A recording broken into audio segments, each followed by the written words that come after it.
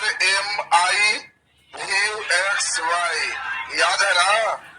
RMI/VXY। जल्दी से दो ऑब्जेक्टिव पहले बनाइए, फिर उससे आगे चले। क्वेश्चन लिखिए, क्वेश्चन लिखिए।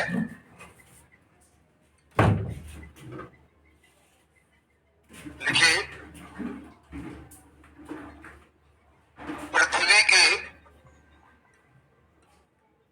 पृथ्वी के सतह के अंदर का जल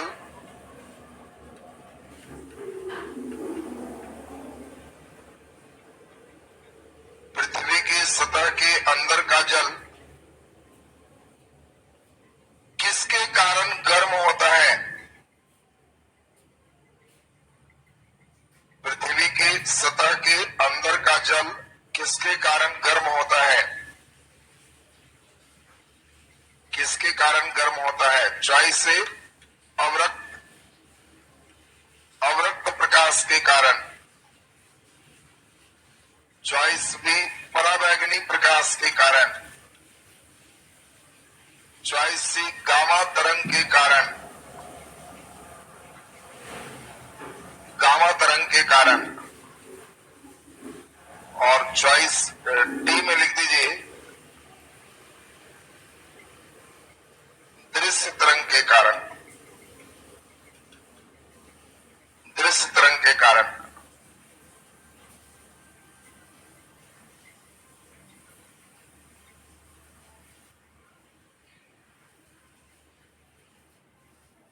जल्दी से आंसर करो, क्या होगा? तो आपको ध्यान रखना है, नाइट विजिबल कैमरा अवरक्त तरंग, और जल के सतह के अंदर, जो पृथ्वी के सतह के अंदर जल है उसको गर्म रखने का काम कौन करता है? अवरक्त तरंग, इंफ्रारेड करता है। तो सही आंसर अवरक्त तरंग, अवरक्त तरंग बिल्कुल सही आंसर हो गया। जल्दी बोलो, इसमें ओजोन परत किससे सुरक्षा प्रदान करता है? किससे? पराबैंगनी से। चलिए अगला नंबर क्वेश्चन लिख दीजिए। बीपीएससी लेवल का एक आसान क्वेश्चन देते हैं। क्वेश्चन लिखो, प्रकाश है, चॉइस से अनुप्रस्थ तरंग, अनुप्रस्थ तरंग, चॉइस बी अनुदैर्ध्य तरंग, अनुदैर्ध्य तरंग, चॉइस सी विद्युत चुंबकीय तरंग, विद्युत चुंबकीय तरंग, चॉइस डी ऊष्मीय तरंग, चॉइस सी इनमें से कोई नहीं, एक से अधिक सही।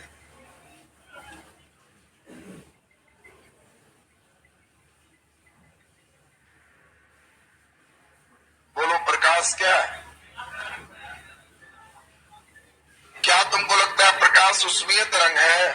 तो नहीं, प्रकाश ऊष्मीय नहीं है। प्रकाश का मतलब ही होता है दृश्य। जो 4000 एंगस्ट्रॉम से 7500 एंगस्ट्रॉम के बीच जिसका वेवलेंथ होता है उसी को प्रकाश का। तो प्रकाश में ऊष्मीय नहीं मारना। बोलो आंसर कौन होगा? अभी भी ई है। बोलो कौन कौन सोच रहा है? Very good.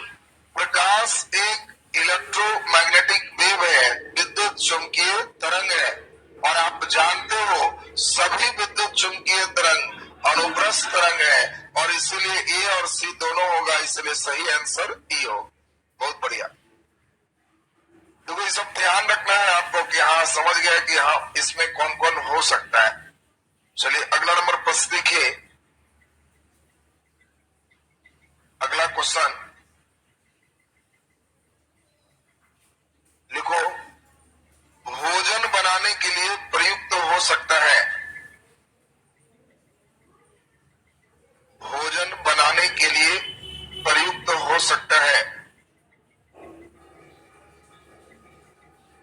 भोजन बनाने के लिए प्रयुक्त हो सकता है। चॉइस ए रेडियो तरंग, चॉइस बी सूक्ष्म तरंग, चॉइस सी अवरक्त तरंग, चॉइस डी पराबैंगनी तरंग, चॉइस सी इनमें से कोई नहीं, एक से अधिक सही। भोजन बनाने के लिए प्रयुक्त हो सकता है। एकदम अच्छा प्रश्न आपके लिए दिए हैं, जल्दी जल्दी सोच के आप सभी बच्चे आंसर करो।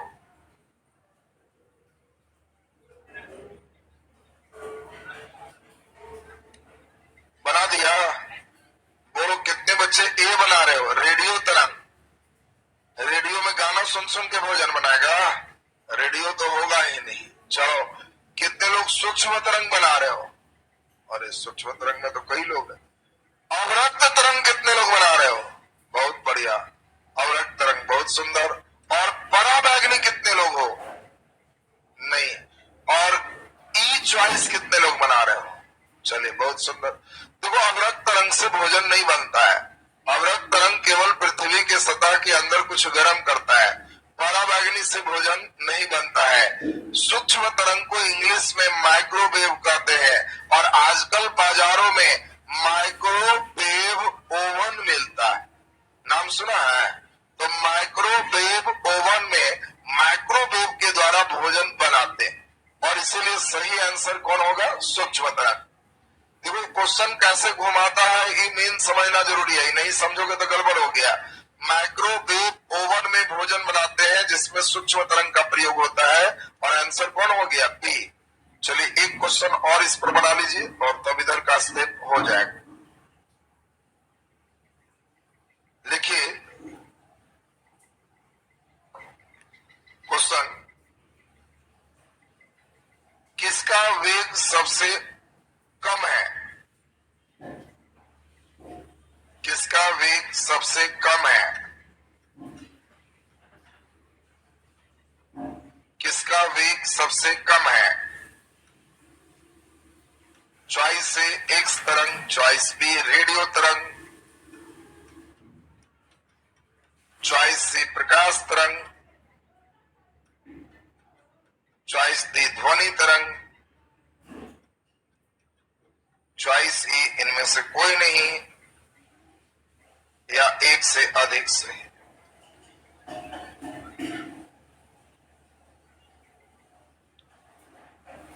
किसका वेग सबसे कम है? एक्स तरंग ना, मार्टिक एक्स तरंग में कौन होगा जी? अरे पिछला दिन समझाए हैं, R M I U X Y ये सब का वेग 3 गुने 10 के पावर 8 है। एक्स का भी वेग यही है, रेडियो का वही है, प्रकाश का वही है। क्या ध्वनि विद्युत चुंबकीय तरंग है? नहीं। तो सही आंसर डी। कई लोग परीक्षा में बेचारे एक्स वगैरह देख के सोचते हैं कि कुछ नया हुआ होगा, इसका स्पीड कम हो। तो आपको ध्यान रखना है पूरे 3 लाख वाला स्पीड का। बोलो जी क्लियर है सबका? अब आज का क्लास आगे की ओर बढ़ाएं, इतना तो आपको काम पिछले क्लास से सही हो गया। अब हम लोग देखें यांत्रिक तरंग 2 प्रकार के होते हैं। एक तरंग को हम लोग कहते हैं अनुप्रस्थ तरंग। अनुप्रस्थ तरंग, अनुप्रस्थ तरंग को इंग्लिश में क्या कहते? Transverse wave. ट्रांसवर्स वेव इसको इंग्लिश में कहते हैं। बढ़िया से सुनना है सभी बच्चे को और तब क्वेश्चन पूछेंगे आंसर करना। देखो अब जो हम लोग चलने जा रहे हैं इसके लिए माध्यम की आवश्यकता हो। पिछला जो चले थे विद्युत चुंबकीय तरंग उसमें माध्यम की आवश्यकता नहीं थी। अनुप्रस्थ तरंग का मतलब है कि जिसमें माध्यम की कण अपने माध्य स्थिति के ऊपर नीचे दोलन करता है उसको हम लोग अनुप्रस्थ तरंग कहते हैं। तुम बताओ एक रस्सी बांध दें और रस्सी पे ऐसे करें तो बाकी रस्सी ऐसे ऐसे चलेगा, तो समझना कि अनुप्रस्थ तरंग उत्पन्न हुआ है। पानी में पत्थर फेंक दें तो पानी के सतह पर ऐसे ऐसे चलते देखे हो तो समझना कि कौन तरंग है? अनुप्रस्थ तरंग है। आपसे पूछेगा कि अनुप्रस्थ तरंग में माध्यम के कण माध्य स्थिति से आगे पीछे दोलन करता है कि ऊपर नीचे। तो अनुप्रस्थ तरंग का मतलब इसमें माध्यम के कण अपने माध्य स्थिति के बीच स्थिति के ऊपर नीचे दोलन करता है, उसी को हम लोग क्या कहते हैं? अनुप्रस्थ तरंग। क्या ये फिगर क्लियर है सबका? दूसरा इंपॉर्टेंट बात, ऊपर वाले को हम लोग थ्रो श्रिंग कहते हैं। ऊपर वाले का नाम क्या है? श्रिंग। और नीचे क्रिस्त गर्त कहते हैं। थ्रो एंड क्रिस्ट, श्रिंग और गर्त का निर्माण होता है।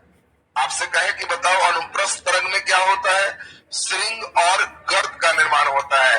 अनुप्रस्थ तरंग में ध्यान रखना है किसका निर्माण होगा? श्रिंग और गर्त का। श्रिंग किसको कहेंगे? ऊपर वाले को। गर्त किसको कहेंगे? नीचे वाले को। तो अनुप्रस्थ तरंग में श्रिंग और गर्त का निर्माण होता है। जल्दी बोलो, क्या अनुप्रस्थ तरंग सॉलिड ठोस में उत्पन्न कर सकते हैं? यस या नो में सोचो। क्या ठोस में हम इसको उत्पन्न कर सकते हैं? जल्दी बोलिए। नहीं, अभी समझाए थे कि रस्सी बांध के ऐसे किए तो रस्सी ऊपर नीचे चला गया। तो रस्सी द्रव है कि गैस? ठोस है, तो ठोस में उत्पन्न होगा ना जी। तो ठोस में गायब कर दी। रस्सी में ऐसे किए तो ऊपर नीचे चला गया, यानी बोलो अनुप्रस्थ तरंग ठोस में उत्पन्न हो सकता है कि नहीं? हो सकता है। जल्दी बोलो, अनुप्रस्थ तरंग गैस में उत्पन्न हो सकता है कि नहीं? जल्दी बोलो। हवा को पकड़ के मारे ऐसे तो क्या हवा ऐसे ऐसे चलेगा? जल्दी बोलिए। नहीं, तो अनुप्रस्थ तरंग को गैस में उत्पन्न नहीं कर सकते। जल्दी बोलो, अनुप्रस्थ तरंग को द्रव में उत्पन्न कर सकते हैं कि नहीं? जल्दी बोलिए। अनुप्रस्थ तरंग को द्रव में कर सकते हैं कि नहीं? जल्दी बोलिए। तो द्रव में भी उत्पन्न नहीं कर सकते। बात सुनेगा बढ़िया से, जरा ध्यान से समझो। पूछेगा अनुप्रस्थ तरंग उत्पन्न होता है तो आंसर केवल ठोस में, द्रव में और गैस में अनुप्रस्थ तरंग उत्पन्न नहीं होता। बोलो, पानी में पत्थर फेंके तो पानी के सतह पर ऐसे जो चल रहा है वो कौन सा तरंग है? तो वो ऊपर नीचे चल रहा है कि नहीं चल रहा है? पानी में पत्थर फेंके, बोलो पानी ऊपर नीचे चल रहा है कि नहीं चल रहा है? चल रहा है। वो कौन सा तरंग है? अनुप्रस्थ तरंग। तुमसे कहे कि पानी में पत्थर फेंकने से कौन तरंग उत्पन्न हुआ? अनुप्रस्थ तरंग उत्पन्न हुआ। बोलो, द्रव में अनुप्रस्थ तरंग उत्पन्न हो सकता है? चले बोलो। नहीं हो सकता। अभी समझा रहे, नहीं हो सकता। द्रव में उत्पन्न नहीं हो सकता, ध्यान रखो। हाँ, अब कई बच्चे फिर सोच रहे हैं, बता रहे हैं पानी में हो गया, अब फिर कह रहे हैं द्रव में नहीं हो। अरे नालायक, यहाँ शब्द है, द्रव में नहीं हो सकता, द्रव के ऊपरी सतह पर हो सकता है। ऐसा नहीं हो सकता कि तुम पानी में पत्थर मारोगे तो अंदर में ऐसे ऐसे चल रहा। द्रव में नहीं हो सकता। इसे केवल ठोस में और द्रव के ऊपरी सतह पर उत्पन्न किया जा सकता है। इसीलिए बच्चे जनरली इसमें बड़ा कंफ्यूज होते हैं। अनुप्रस्थ तरंग किसमें उत्पन्न नहीं कर सकते? ठोस में, द्रव में, गैस में। और ई चॉइस एक से अधिक सही। तो लड़का क्या करता है? पानी में चला लिया, रस्सी में चला लिया और मार के चलाया गैस। यहाँ आंसर है द्रव में और गैस में उत्पन्न नहीं हो सकता। गैस में होना ही नहीं है, कहीं नहीं। लेकिन द्रव में अंदर नहीं हो सकता, केवल ऊपरी सतह पर हो सकता। हाँ, अगर चॉइस में रहेगा द्रव के ऊपरी सतह तो होगा, द्रव में तो नहीं होगा। बोलो जी, अब कंफ्यूजन क्लियर हो गया सबका? चलिए जल्दी से इस चीज को लिखे। नीचे लिख दो, अनुप्रस्थ तरंग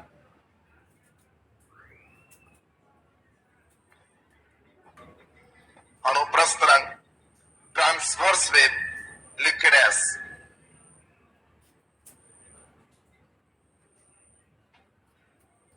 अनुप्रस्थ तरंग ट्रांसवर्स वेव लिक्विड एस। अनुप्रस्थ तरंग डैश तक लिखे। इसमें माध्यम के कण,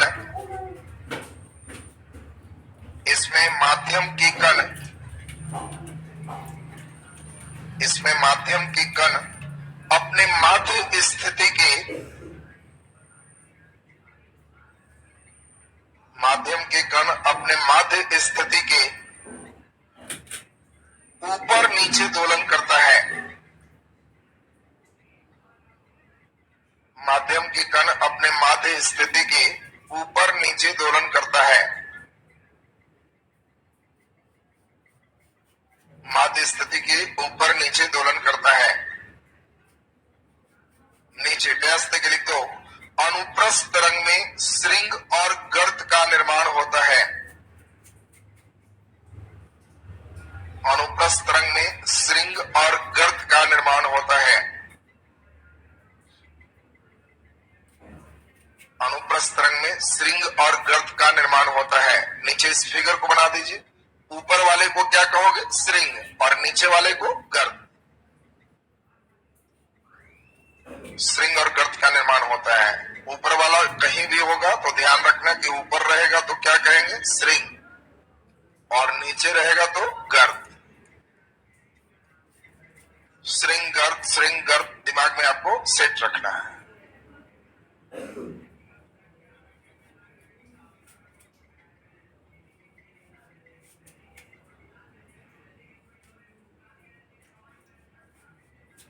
नीचे डबल स्टार लगा के लिख दीजिए, अनुप्रस्थ तरंग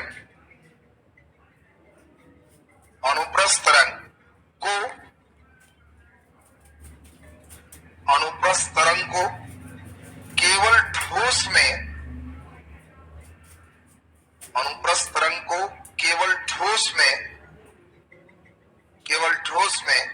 और द्रव के ऊपरी सतह पर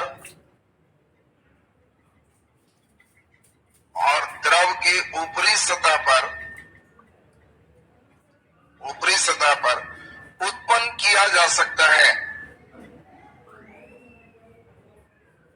केवल ठोस में और द्रव के ऊपरी सतह पर उत्पन्न किया जा सकता है।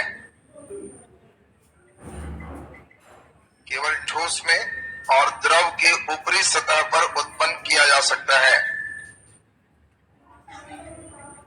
लिखा गया सबसे। इसको कहां उत्पन्न कर सकते हैं? ठोस में और द्रव के ऊपरी सतह पर। नीचे डबल सितारा लगा के लिख दो, बहुत इंपॉर्टेंट लाइन है।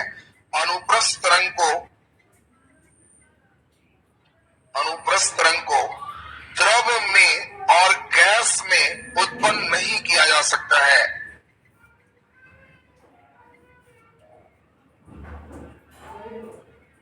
अनुप्रस्थ तरंग को द्रव में और गैस में उत्पन्न नहीं किया जा सकता है। द्रव में और गैस में उत्पन्न नहीं किया जा सकता है। द्रव में और गैस में उत्पन्न नहीं किया जा सकता है। चलिए नीचे लिख दीजिए, अनुदैर्ध्य तरंग।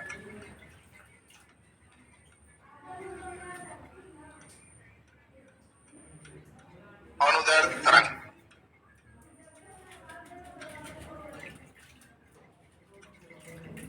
Longitudinal wave.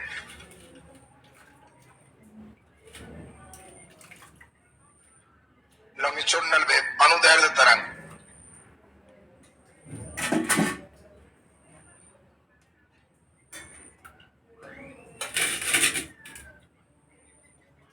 चलिए हम लोग ध्यान से सुनेंगे।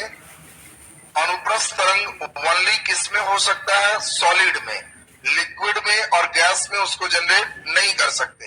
अब हम लोग चलेंगे लॉन्गिट्यूडिनल वेव क्या है। सुनो ध्यान से। अगर हम कोई स्प्रिंग ले ले और स्प्रिंग को ऐसे दबा दे और आगे पीछे का कंपन हो तो समझना कौन सा तरंग है? अनुदैर्ध्य तरंग। आपको याद होगा बचपन में स्कूल की घंटी मारे टन तो थोड़ा देर तक टन वाला आवाज होते रहता है। साइकिल की घंटी टन तो थोड़ा देर तक कंपन देखते होगे। बस अब समझ गया होगा साउंड कैसा तरंग है? अनुदैर्ध्य तरंग। देखो इसीलिए साउंड शुरू करने के पहले वेव समझना हो, क्योंकि जब तक तुम यही नहीं समझोगे तो आगे तुम्हें समस्याएं हो। तो अब तुमको ध्यान रखना है कि जब माध्यम के कण अपने मध्य स्थिति के आगे पीछे दोलन करता है तो इसको हम लोग अनुदैर्ध्य तरंग कहते हैं। ऊपर नीचे दोलन करेगा तो अनुप्रस्थ तरंग, आगे पीछे दोलन करेगा तो अनुदैर्ध्य तरंग। आगे वाला को हम लोग संपीड़न कहते हैं और पीछे वाला को हम लोग विरलन कहते हैं। संपीड़न और विरलन। उधर क्या था? श्रृंग और गर्भ। अगला नंबर अब बता दो अनुदैर्ध्य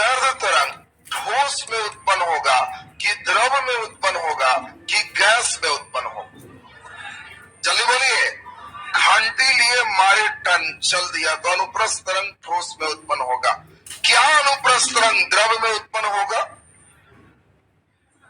मछली अगर अंदर आवाज निकाले तो क्या अंदर की दूसरी मछली सुन सकती है? जल्दी बोलो, सुन सकती है? तो सुन सकती है। द्रव में भी साउंड जाता है। बोलो, गैस में साउंड, गैस में जाएगा? अरे तो जितना लड़का बैठा है उसके कान में गैस थ्रू ही तो मेरी आवाज जा रही है। तो इसका मतलब साउंड जिसमें भी जाएगा अनुदैर्घ्य तरंग होगा। यानी अनुदैर्घ्य तरंग सॉलिड में, लिक्विड में, गैस में, तीनों मीडियम में हो सकता है। बोलो, क्लियर है सबका ना? नीचे लिख दीजिए अनुदैर्घ्य तरंग, लिख दे माध्यम के कण, माध्यम के कण माध्य स्थिति के,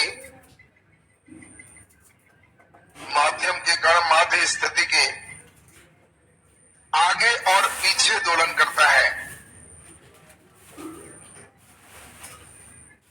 माध्यम के कण माध्य स्थिति के आगे और पीछे दोलन करता है।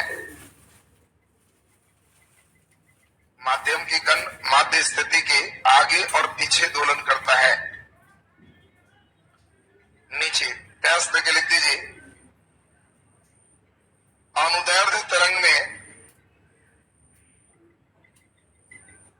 अनुदैर्घ्य तरंग में संपीड़न और विरलन का निर्माण होता है। अनुदैर्घ्य तरंग में संपीड़न और विरलन का निर्माण होता है।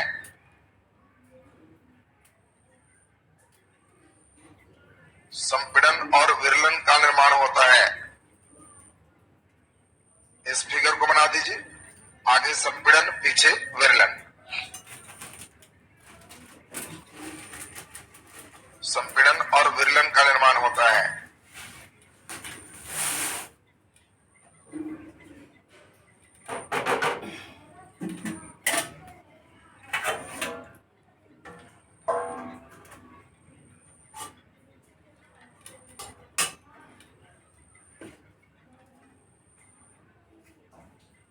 नीचे डबल स्टार लगा के लिख दीजिए अनुदैर्घ्य तरंग को,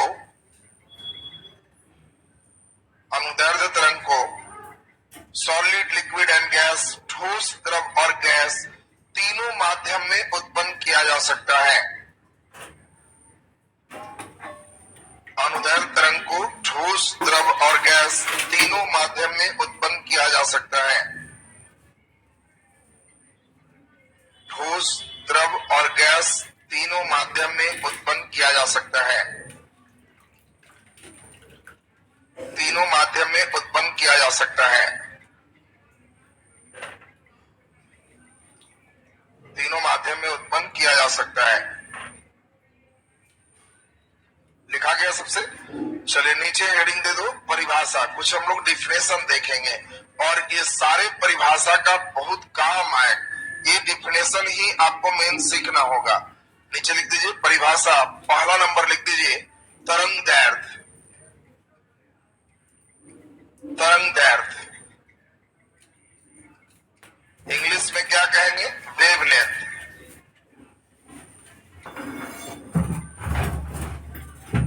तरंगदैर्घ्य वेवलेंथ।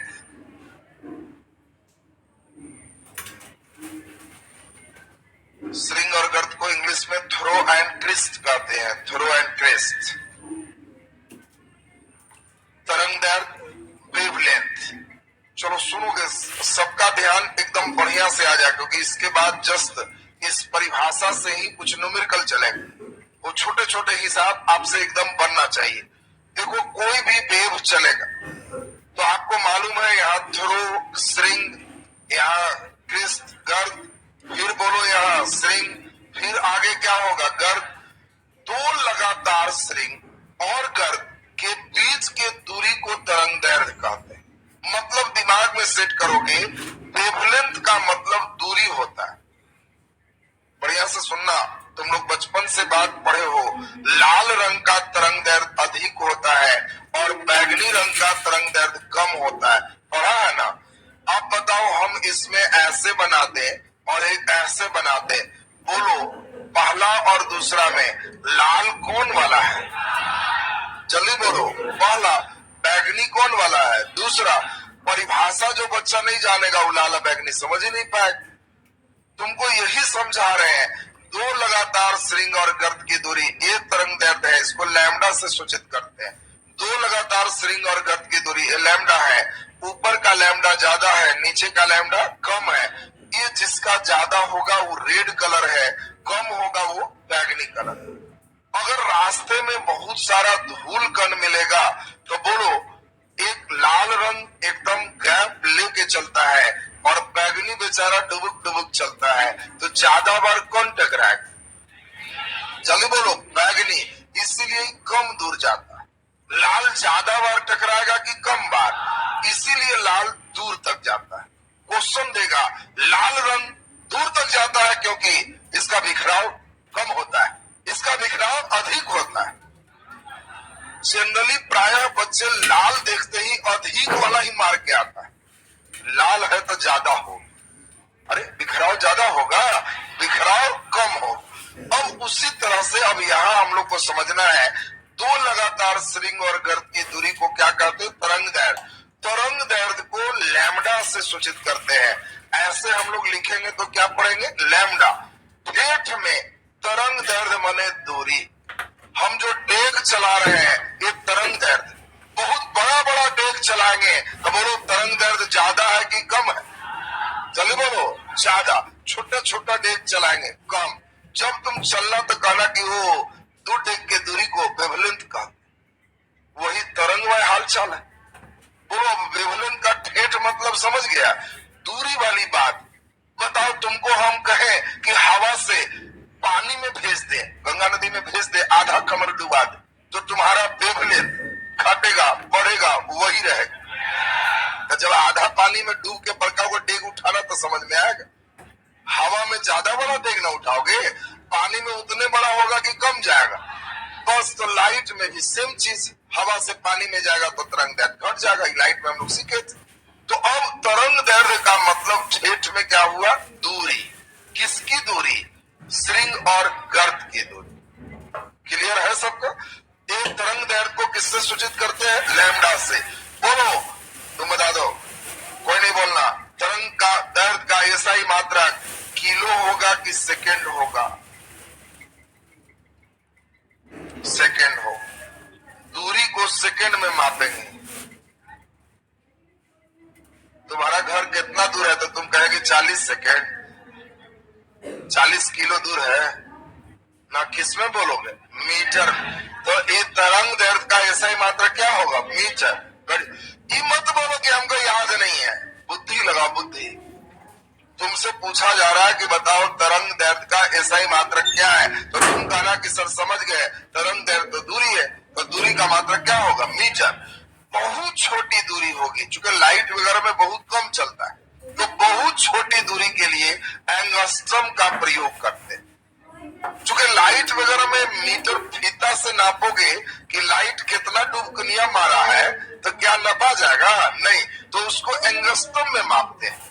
और एक एंगस्ट्रम बराबर 10 के पावर -10 मीटर होता है। अब एक बार का क्वेश्चन दे दिया कि तरंग दैर्ध्य का मात्रक है, अब दे दिया मीटर भी, दे दिया एंगस्ट्रम भी, दे दिया किलो भी, दे दिया सेकेंड भी, और चॉइस ई दे दिया एक से अधिक। तो एक से अधिक हो गया। एसआई मात्रक बोलेगा तो केवल मीटर हो, लेकिन केवल कहेगा तरंग दैर्ध्य का मात्रक है, मीटर भी हो सकता, सेंटीमीटर भी हो सकता, किलोमीटर भी हो सकता, एंगस्ट्रम भी हो सकता, जिससे लंबाई मापेंगे सब उसका मात्रक। बोलो जी, क्लियर है सबको? लिख दीजिए जल्दी से। तरंग दैर्ध्य वेवलेंथ डैश तक लिखिए। हाँ, मात्रक का एसआई मात्रक का मतलब हो गया एक इंटरनेशनल मात्रक है, जो वर्ल्ड में, जैसे पटना में पढ़ रहे हो वही लंदन में पढ़े तो एसआई। बात समझ गया ना? अब बाकी मात्रक माने हम लोग अपना बोले, लंदन वाला नहीं समझ, तो ये हम लोग का मात्रक। कैसे पसेरी आलू है तो पसेरी वजन का मात्रक। लंदन के लेकर के पूछोगे कैसे पसेरी तो समझेगा नहीं, यहाँ समझे तो मात्रक है। लेकिन किलो बोलोगे तो इंडिया में भी समझेगा, लंदन में भी समझेगा, तो ऐसा ही मात्रक। आया बात समझ में? तो मात्रक कई तरह का हो सकता है, क्षत्रिय भी हो सकता है, दूसरे देश का हो सकता है। ईसाई बोलेंगे तो वर्ल्ड लेवल पे इंटरनेशनल मात्रक है, तो ये दोनों में अंतर होगा। तो चलिए, एक बच्चे पूछ रहे हैं सर एंगस्ट्रम क्या है? एंगस्ट्रम छोटी दूरी मापने की इकाई है। जब बहुत छोटा छोटा डुबकुनिया मारता है तो इसको एंगस्ट्रम में मापते हैं, क्योंकि इस एक एंगस्ट्रम में 10 के पावर माइनस 10 मीटर होता है। लिख दीजिए जल्दी से, नीचे डैश देखिए, दो लगातार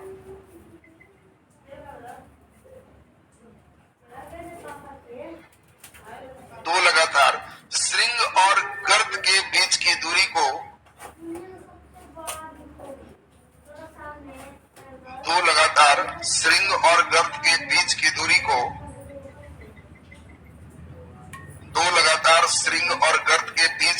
को दूरी अंडरलाइन कर लेना, मेन ध्यान रखना कि तरंगदैर्घ्य दूरी है। दो लगातार श्रृंग और गर्त के बीच की दूरी को तरंगदैर्घ्य कहते हैं।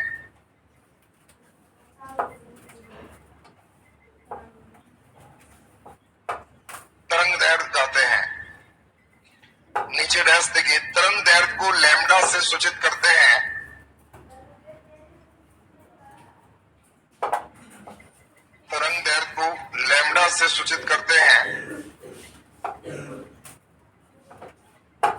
और इसका एसआई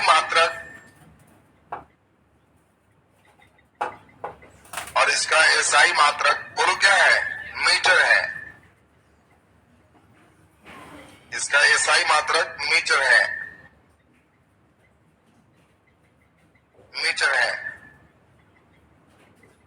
नीचे डैश देके लिख दीजिए, एसआई मात्रक मीटर है। नीचे डैश देके लिख दे, छोटे तरंगदैर्घ्य के मात्रक के रूप में छोटे तरंगदैर्घ्य के मात्रक के रूप में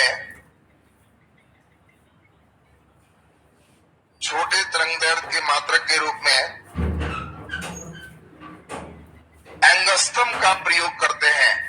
एंगस्ट्रम लिखा हुआ है, कहीं भी बहुत छोटी दूरी मापना है तो हम लोग एंगस्ट्रम यूज कर सकते हैं, लेकिन बहुत छोटी दूरी के लिए। बहुत बड़ी दूरी के लिए क्या होता है? लाइट ईयर, प्रकाश वर्ष। पढ़े हो ना? अब तुमको प्रकाश वर्ष का मतलब क्या है? एक वर्ष में प्रकाश जितना दूर जाए। अब बात समझो जरा ध्यान से, प्रकाश वर्ष का मतलब एक वर्ष में प्रकाश जितना दूर जाए।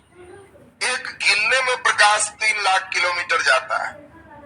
एक गिना तुम तो लाइट 3 लाख किलोमीटर गया।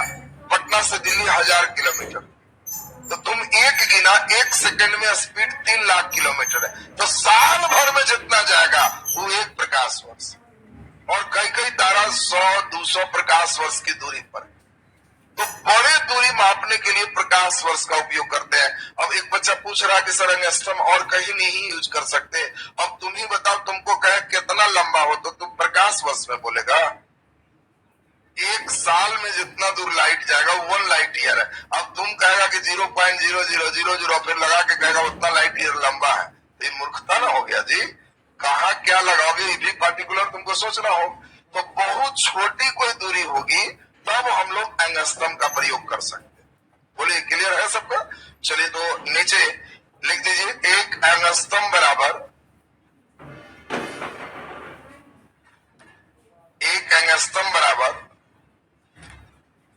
एक बच्चा पूछ रहा है केल्विन और थर्मामीटर में अंतर। वही अंतर है जो फीता मीटर में है। देखो फीता ले लो हाथ में, अब तुम कितना मीटर लंबा हो, तो मीटर मात्रक है, थर्मामीटर उपकरण है। लिखा इसमें एक एंगस्ट्रम बराबर, बोलो कितना? 10 के पावर माइनस 10 मीटर। एक एंगस्ट्रम बराबर 10 के पावर माइनस 10 मीटर। ये डिग्री ने बिंदु दिए है इसको, एंगस्ट्रम का संकेत है।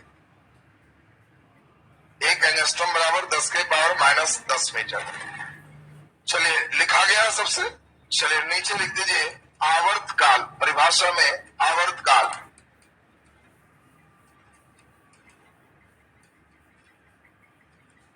टाइम पीरियड, आवर्तकाल time period, time period. Dash देके लिख दीजिए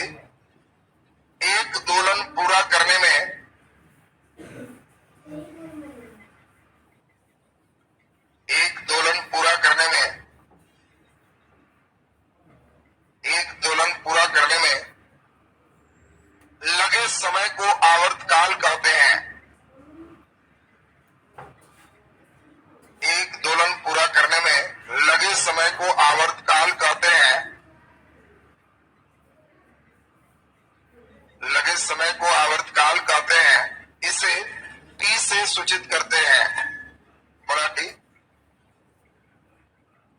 इसे टी से सूचित करते हैं, टी से सूचित करते हैं। आवर्त काल का एसआई मात्रक,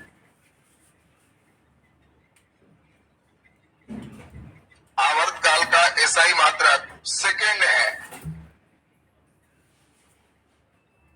आवर्त काल का एसआई मात्रक सेकेंड है। आवर्त काल का एसआई मात्रक सेकेंड है। लिखा गया सबसे? सुनेंगे बढ़िया से। बताओ, अगर झूला झूल रहे हो तो यहां से ऐसे चले गए तो एक बार हो गया? नहीं ना हुआ। तुम बच्चे से देखा होगा, अगर 5-5 बार झूल के उतारने वाला बारी है तो बोलो, अगर 6 बार झूल के उतारना है तो कोई कहे 1 2 3 तो उतरेगा? वो नहीं, वो कहेगा गए और आए तो एक हो। तो अब बताओ, एक दोलन इसी को कहते हैं। तो इतना में कुछ टाइम लगेगा ना, इस टाइम को ही हम लोग टाइम पीरियड आवर्त काल कहते हैं। एक दोलन पूरा करने में जो समय लगता है उसको आवर्त काल कहते हैं। एक दोलन का मतलब है गए और आए। बोलो, एक दोलन का मतलब ये हो गया कि पूरा हो गया, पूरा ऐसे और ऐसे। अब कहेंगे एक दोलन। पानी में पत्थर फेंके तो ऐसे और ऐसे, अब एक दोलन। इसमें जो टाइम लगा वो आवर्त काल। बोलो, आवर्त काल का मतलब समय है। किसका समय? एक दोलन करने में लगा समय। अब जल्दी से बता दो, इसमें आप सभी बच्चे समझ रहे होंगे कि इसका एसआई मात्रक किलो की मीटर सेकेंड होगा। अरे समय ना है जी, लिख दो नीचे डैश देके। आवर्त काल का एसआई मात्रक सेकेंड है। लिखा गया सबसे? नीचे लिख दो अगला नंबर, लास्ट डेफिनेशन, आवृत्ति। आवृत्ति, फ्रीक्वेंसी। इसमें 2-3 सितारा लगा दो, बहुत इंपॉर्टेंट है। अक्सर आवृत्ति क्वेश्चन तुमसे पूछा जाएगा।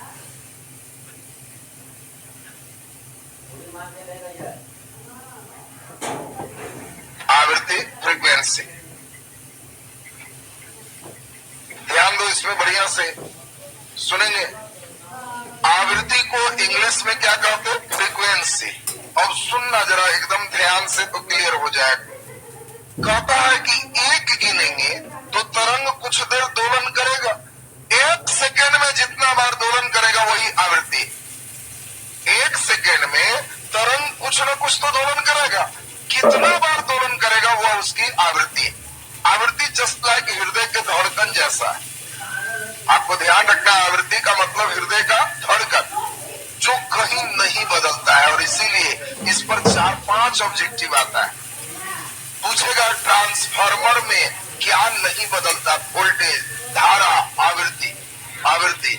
अपवर्तन में एक माध्यम से दूसरे माध्यम में लाइट गया, क्या नहीं बदलेगा? वेग, पथ, आवृत्ति। तुम कहना कि सर पानी में जाएंगे तो डेग बदल जाएगा, टाइम बदल जाएगा, लेकिन धड़कन अंदर वही चल रहा है, वो नहीं बदलेगा। और इसीलिए आवृत्ति हमेशा कांस्टेंट रहेगा, कहीं भी, चाहे ट्रांसफार्मर लो चाहे जहां। आवृत्ति कहते किसमें? फिर से बोलो। 1 सेकंड में जितना बार दोलन करेगा उसको हम लोग आवृत्ति कहेंगे। 1 सेकंड में किए गए दोलन की संख्या को आवृत्ति कहते हैं। और आवृत्ति को या तो एन से लिखते, या आपको ध्यान रखना है, इसको ही को टेढ़ा करते, इसको न्यू पढ़ते हैं। सुनेंगे, कई लड़के को पढ़ने ही नहीं आता, ये टेढ़ा लिखेंगे तो सोचेगा कि वो लिखने में सर से टेढ़ा हो गया, वो अपने सीधा कर लेता। ध्यान रखना, ये टेढ़ा रहेगा तो क्या समझना? न्यू। और न्यू कहीं भी रहेगा तो समझना फ्रीक्वेंसी। आपको कहेंगे ई बराबर एच, और ऐसे कर दिए, क्या पढ़ो? एच न्यू, ई बराबर एच न्यू। अभी इसको समझने की जरूरत नहीं है, अभी केवल न्यू बोलेंगे तो क्या समझना? आवृत्ति। दूसरा, इसको एन भी कह सकते।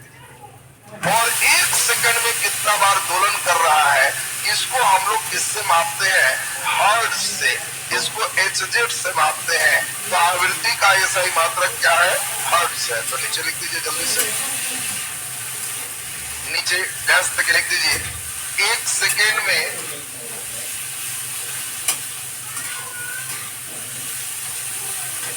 सेकेंड में किए गए दोलन की संख्या को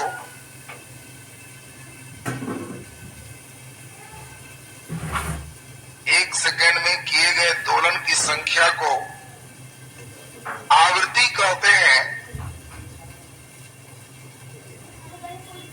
एक सेकेंड में किए गए दोलन की संख्या को आवृत्ति कहते हैं। नीचे डैश देके लिख दीजिए, आवृत्ति को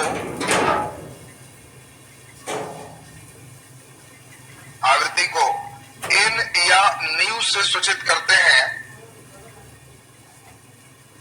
भी को टेढ़ा कर देंगे तो क्या पढ़ोगे? न्यू।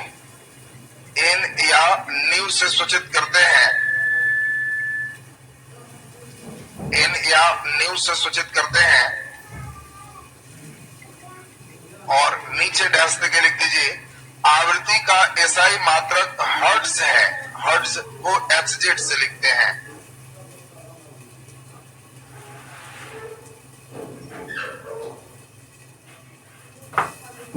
आवृत्ति का एसआई मात्रक हर्ट्ज है।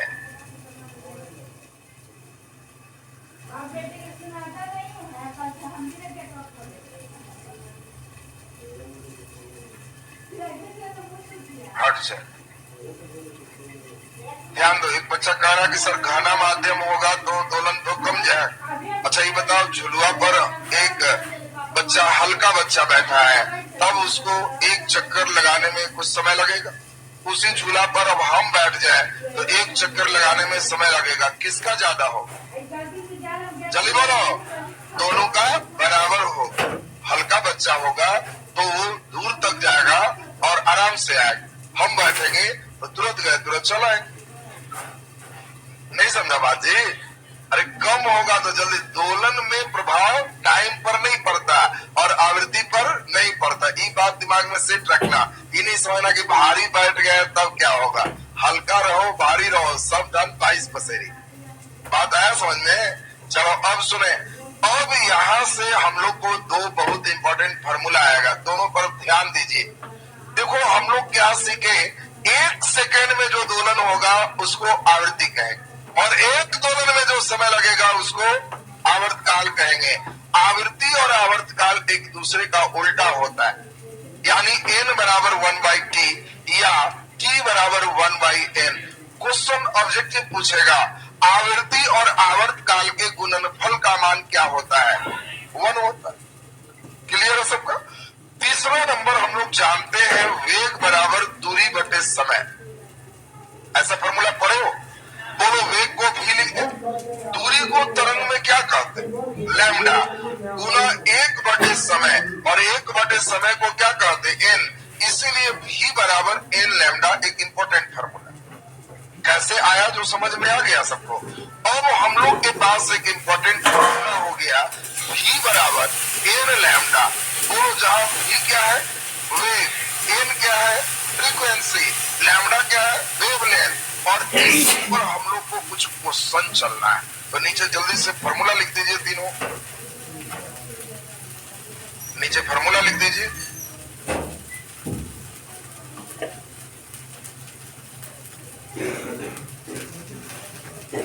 n बराबर 1/t, t बराबर 1/n, v बराबर n लैम्डा।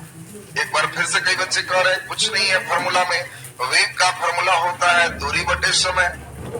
अब आप अपने से सोचोगे, वेग को v, दूरी को लैम्डा, समय को t, v बराबर लैम्डा गुने 1/t। और अपने से सोचोगे 1/t को n कहते हैं, इसीलिए v बराबर n लैम्डा। 1/t को ही n कहते। एकदम हम समझते हैं कि सारे बच्चे सीख गए होंगे इसको। चलिए अब हम लोग इस पर क्वेश्चन चलेंगे। देखिए कैसे क्वेश्चन देता है। प्रश्न देखिए, किसी तरंग टंकी में 3 क्वेश्चन बनवाएंगे, बस तीनों में ही फिट हो जाना चाहिए, तब ये बेसिक हो गया तुम्हारा जो वेग का है। लिखो, किसी तरंग टंकी में,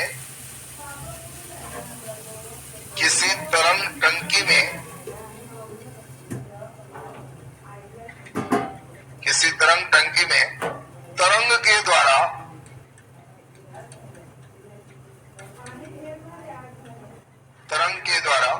5 सेकेंड में 10 दोलन होता है। तरंग के द्वारा 5 सेकेंड में 10 दोलन होता है। 5 सेकेंड में 10 दोलन होता है। 5 सेकेंड में 10 दोलन होता है। तो इसकी आवृत्ति क्या होगी? तो इसकी आवृत्ति क्या होगी? इसकी आवृत्ति क्या होगी?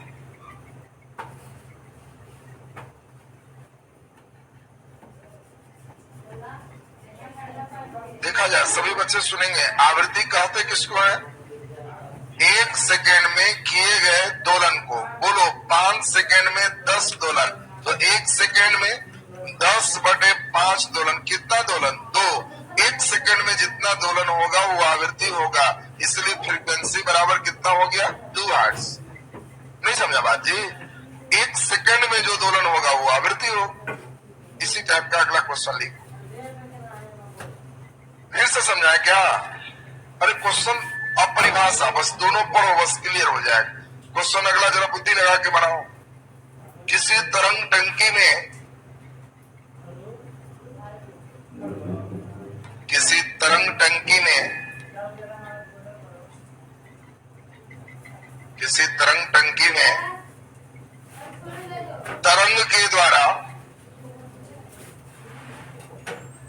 तरंग के द्वारा 4 सेकेंड में 20 दोलन पूरा किया जाता है। 4 सेकेंड में 20 दोलन पूरा किया जाता है। 4 सेकेंड में 20 दोलन पूरा किया जाता है। तो इसका आवर्तकाल क्या है? इसका आवर्तकाल क्या है?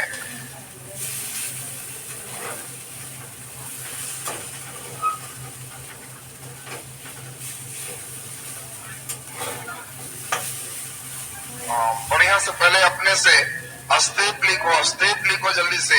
अस्तेप कहता है 4 सेकेंड में 20 दोलन पूरा करता है। ये क्वेश्चन में दिया है, हमें चाहिए आवर्तकाल क्या होगा। बोलो, आवर्तकाल किसको कहते हैं? एक दोलन पूरा करने में जितना टाइम लगता है। पढ़े हो सब ना?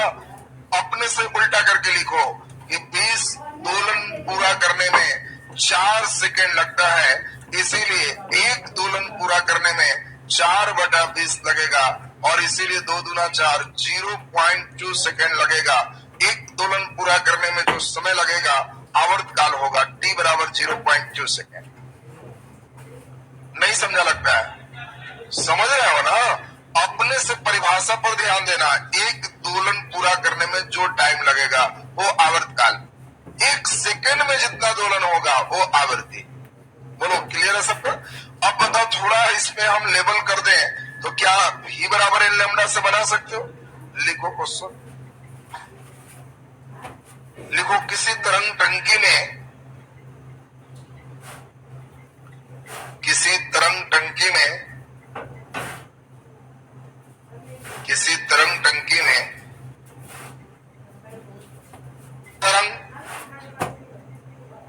तरंग 40 मीटर प्रति सेकेंड के वेग से, तरंग 40 मीटर प्रति सेकेंड के वेग से 40 मीटर प्रति सेकेंड के वेग से गतिशील है। 40 मीटर प्रति सेकेंड के वेग से गतिशील है। इसके एक श्रृंग और गर्त के बीच की दूरी, इसके एक श्रृंग और गर्त के बीच की दूरी, इसके एक श्रृंग और गर्त के बीच की दूरी 10 मीटर है। एक श्रृंग और गर्त के बीच की दूरी 10 मीटर है। तो इसकी आवृत्ति होगी, चलिए 4 चॉइस से लिख दो। अगर कुछ इसमें नहीं आएगा तो चॉइस सी में चले जाना। 2 4 6 8।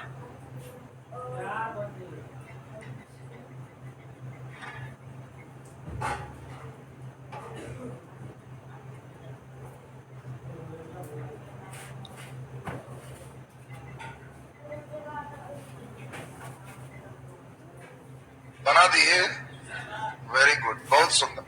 देखो अब तुम लोग स्टेप पकड़ रहे हो, और जो लड़के ये सब स्टेप सीखता है तो हमको बड़ा खुश मिजाज हो जाता है कि आगे एकदम पकड़े। और स्टेप नहीं सीखते हो तो बड़ा तकलीफ होती है कि आगे पकड़ ही नहीं पाए। क्वेश्चन क्या कहता है? तरंग टंकी में तरंग का वेग बराबर, पढ़ो कितना?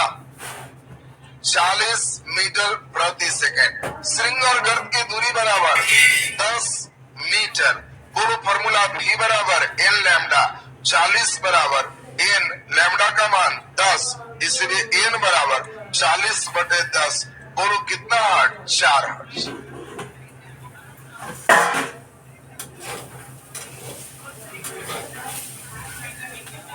पकड़ लिया है। हाँ सुनोगे, ये मूर्ख वाला ऐसा कई लोग बना लेता है। नालायक, बढ़िया से पढ़ो क्वेश्चन। हमने जान के घुमाया था, एक श्रृंग और गर्त की दूरी हमने दे दिया। अब परिभाषा पढ़ो, 2 श्रृंग और गर्त की दूरी को लैम्डा कहते हैं। सुनेगा, ये सब एकदम चालाकी करके रखता है परीक्षा। वो जानता है कि एकदम चाल बुने के फंस जाए।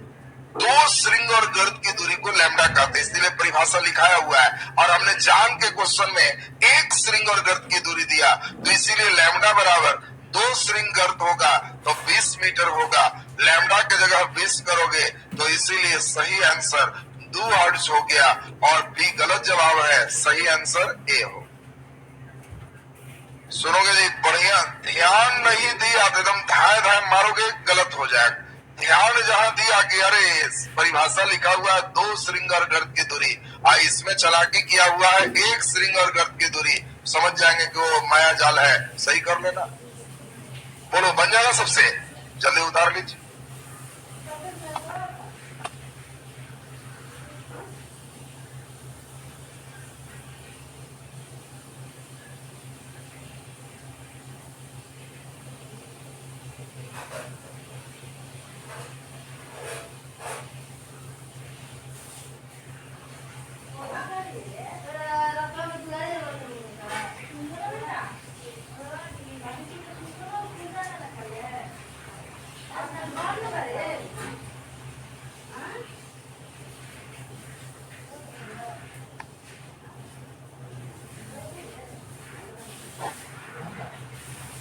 उतार लिए सबको?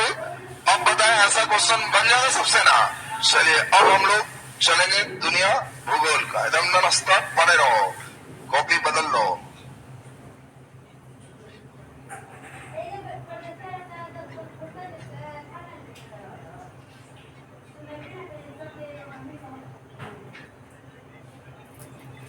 पिछला दिन टेस्ट दिया था सर, ऑस्ट्रेलिया। तो अब बस बात देखो, क्लास में जितना हुआ है हम कोशिश करते हैं कि उसके अलावे तुम कितना सीख पाओ, उसी के लिए मेन टेस्ट हो रहा। बात समझ रहा है ना? तो टेस्ट तुम्हारा सप्लीमेंट है, पूरक है। टेस्ट जरूर दोगे, उसमें जितना तुम पढ़ा है उससे कुछ क्वेश्चन हाई किया जाए तो उससे तुम्हारा तब जाकर के लगभग बैलेंस पे आ जाओ। 15+ लाया था कोई रे? 15+ लाया था?